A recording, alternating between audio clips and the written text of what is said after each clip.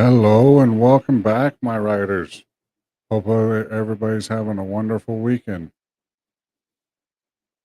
So, first of all, let's do some house cleaning first. First of all, you can see it down on the bottom. Go ahead, like, follow, subscribe, and hit that little bell so you get notifications. So, on to the show. Hopefully, everybody likes what we're going to do tonight because today is the 76th anniversary of Roswell.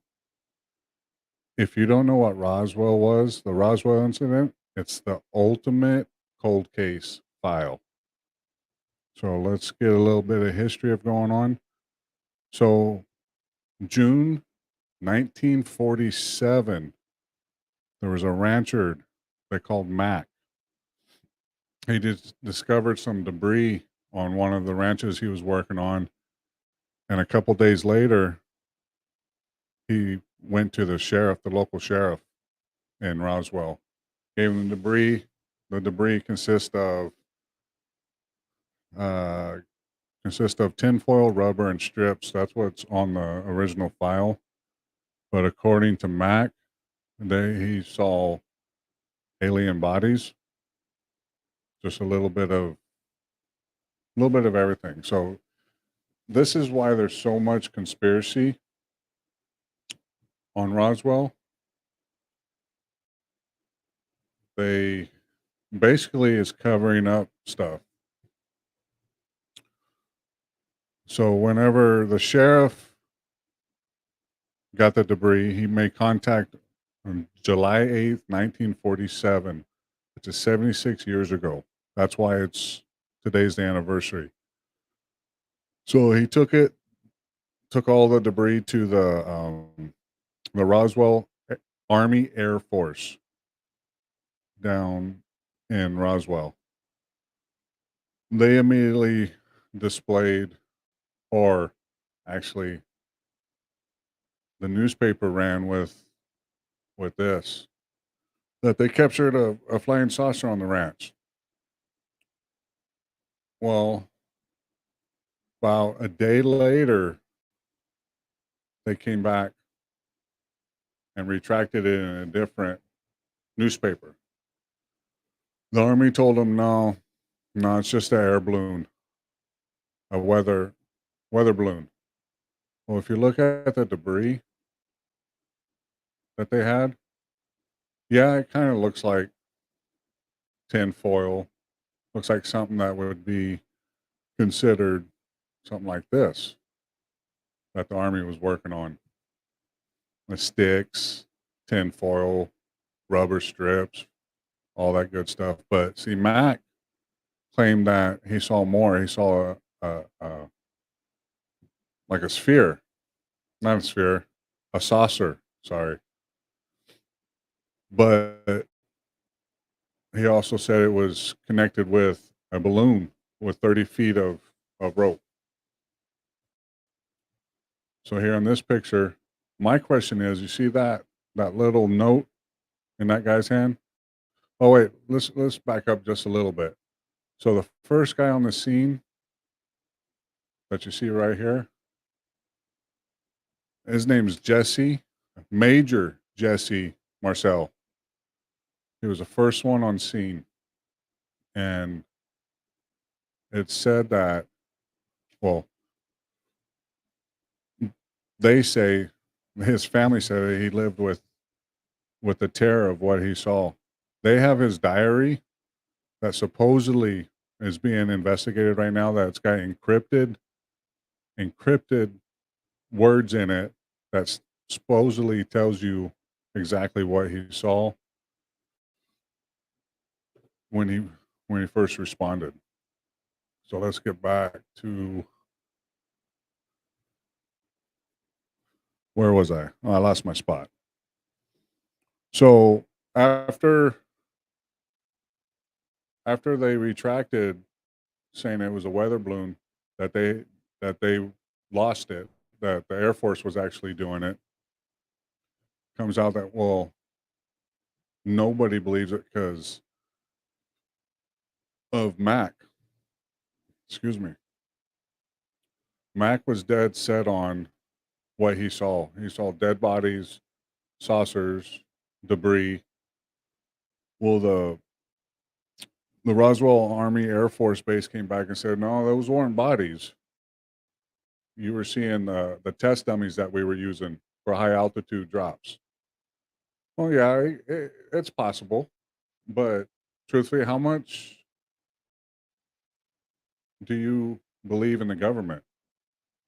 They're willing to hide everything. So if it was just a weather balloon, why did the military show up on this ranch and start taking all the debris and doing investigations? So it was said that everything was taken to the Hangar 84 at right field, but a lot of people believe it went straight to Area 51. That's for another show. So if you look, my question is right here in the guy's arm. So you see Major Jesse Marcel sitting in the chair and the guy squatting down. He's got something in his hand that has always, I've always questioned what it was. And it was released that it was a telegram from the FBI. I know you can't read it here, so I'm going to read just a little bit of it. It says FBI Dallas, flying disc information concerning, and then it's redacted. Said 8 Air Force advised this office that an object, and it's hard to see, propelling to be a flying disc was recovered near Roswell, New Mexico. The disc is hexagonal in shape and was suspended from a balloon by cable, which balloon was 20 feet in diameter. So it goes on a little bit more, but right there they're describing basically a UFO. But what gets me is what why was it attached to a balloon? Or are they just putting that out there so everybody thinks it was a balloon? So after that, it kind of died off a little bit because everybody believed the government. The government is there to help you. You must believe in the government. So, uh, like I said, the army debunked it. So there's been a few conspiracy theories come up since 1947. So the one conspiracy theory was that they had aliens. There's alien autopsy videos that most of people has probably seen. It's been running around. Yeah, that was debunked. The director came out and said that he produced that. The other ones is we captured them. We're using their information, their technology nowadays with say like our spy planes, our microwaves, our cell phones that they gave us. Then there was the Majestic 12. So there was a theory going around in 1984 that a guy received a memo. He didn't say where it was from, but it was on about the Majestic 12. Well, the Majestic 12 was the secret operation that was launched during Roswell by Harry Truman on how to handle the UFO. Well, it came back a couple years later that it was debunked. It was falsified. So you can see that there's been all kinds of theories going around. Then in 1985, like I said, or 1995, that the autopsy came out. It was also debunked. And then I don't know if anybody's ever heard of Project Mogul. See, the government was covering something up during Roswell. It wasn't They're saying it wasn't UFOs. Back in 1990, the Air Force came out and admitted that they were covering up, but they were covering up a top secret spy balloon that they were going to use against Russia because, see, Roswell was during the Cold War. Project Mogul was a, how can I put it, a nuclear detection device that they put on the bottom of a balloon. So maybe that's a saucer that Mac saw, and the FBI mentioned in the and who the FBI mentioned in the telegram. So during all this was during the start of the Cold War. So they had to hide it just so Russians wouldn't get a hold of it. Excuse me. So now jump into today, nowadays, I should say. Roswell, New Mexico has run with the whole UFO branding. You can go to Roswell, New Mexico. You can go get pictures taken with aliens all day long. They're everywhere. If you want to go see an alien, go to Roswell. They even have the museum, the International UFO Museum. That's where you can get your pictures taken. There's also dummies of supposedly what they found in Roswell. As you can see right there, there's the little scene of the autopsy. And look, there's a Men in Black. We've all seen that movie. So if you ever want to get down to Roswell, there's just so much you can do there. And like right now, today, they're having parades for the anniversary. Last weekend was the UFO Day, their International UFO Day, or I should say World UFO Day. But hell, even their McDonald's is shaped like a UFO. That seems like my kind of place. So now, still today, they have discovered that there's actually two crash sites or debris sites. So one is pretty close to Roswell. That's the crash site and the debris field where Max saw all the junk. But if you go 100 and I think it's 175 miles northwest of Roswell, that's what it says right there. There's another impression, and they're saying that that's another crash site.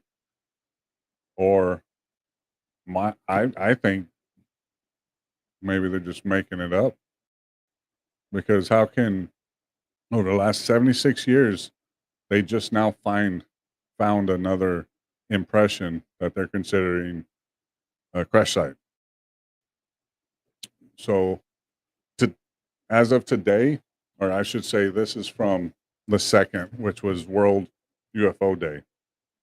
So the guy on the right, if you don't know him, that's Ben Henson. He's a former federal agent, former crime scene investigator.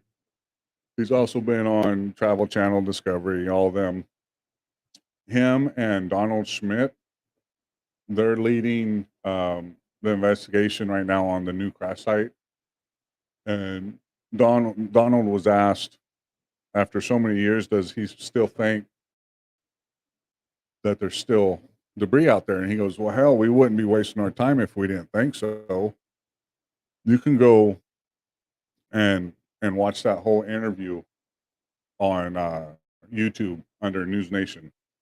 If you want to get a lot of information that's not being told to you about UFOs, all kinds of other stuff, News Nation on YouTube. That's where I like to go here. So as of today, they're just digging everywhere. I think they're just looking for stuff to find. So back to the Major Jesse. So as we all know, he worked for the Roswell Army Air Force. Now it's just the Roswell Air Force.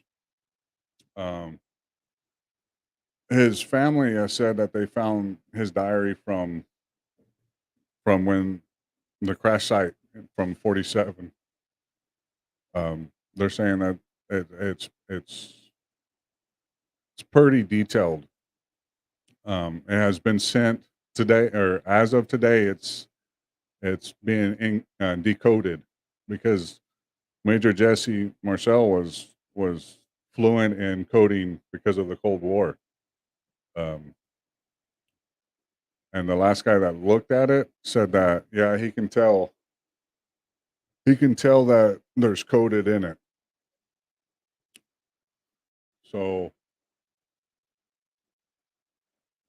if and what after doing some research on Roswell, I found out not too many people know what Roswell was.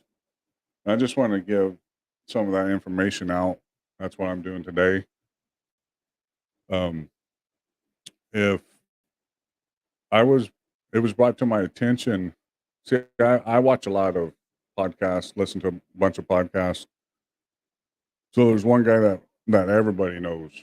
His name's Joe Rogan. He mentioned on one of his podcasts that it's funny how every time you see a bunch of UFO sightings in clusters, it's right around when there's a nuclear threat. So right now, as you can tell, there's a whole bunch of UFO sightings around the world. You got the Tic Tac here in the United States. You got the people filming outside of airplanes all over the place.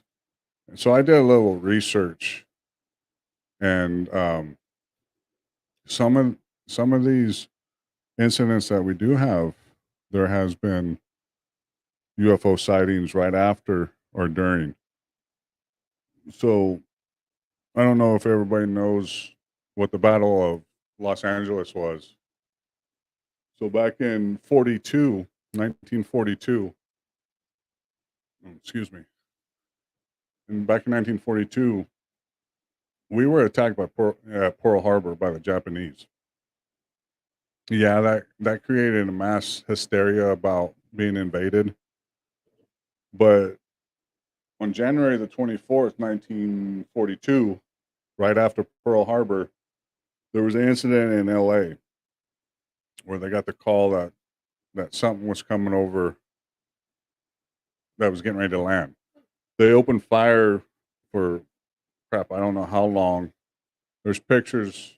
I didn't get any put any pictures up today, but there's pictures of the lights bouncing off something, but you can't see nothing. Well, after so many minutes of firing, they called it off. Then in during Hiroshima, there was lots of sightings right after Hiroshima. And 1947 to the beginning of 1948, right after Roswell, there was over 800 sightings that was reported, and then it kind of died off a little bit. And then it seems like not only during nuclear threats, you see, during the Cold War, Russia was the nuclear power. That's what everybody was scared of. And then Hiroshima, we didn't use nuclear bomb; it was a atomic bomb. And Pearl Harbor, there wasn't no nuclear. So my theory, you can take it as it is. I believe you get more sightings during conflict, just complete conflict. Um, I don't think it has anything to do with nuclear weapons. I just think they fly down here to see how stupid we are. that were always fighting each other, and how one civilization can kill off a whole other civilization. What they what I wish would happen is if they would just land on the White House lawn, introduce themselves, but I'm pretty sure they would fly away after they seen what came out of the White House. So that's just a little history about Roswell, New Mexico. Well, the Roswell incident, but I I'm putting this out there right now. I'm planning a trip either September or October because I'm a farmer. So after harvest, I want to take a couple days to go down to Roswell just to check it out. If anybody wants to tag along, let me know, and we'll set up a plan where we can all go down there and check it out.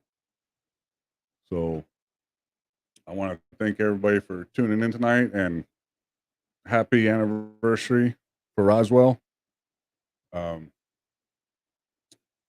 Hopefully everybody enjoyed this. This is a short one because it was short notice. My lovely wife reminded me that it was the anniversary of Roswell on the last show, so I wanted to get on here and let everybody know what Roswell was about and what led up. And by the way, if anybody has any questions about anything, all you have to do is message me either on Facebook on the page, and if you know me and you have my phone number, feel free to text me and give me some ideas of upcoming episodes because this is what I want to do and it can only get better. So hopefully everybody had a wonderful time, and remember, keep driving those back roads and keep believing. This is Billy signing off.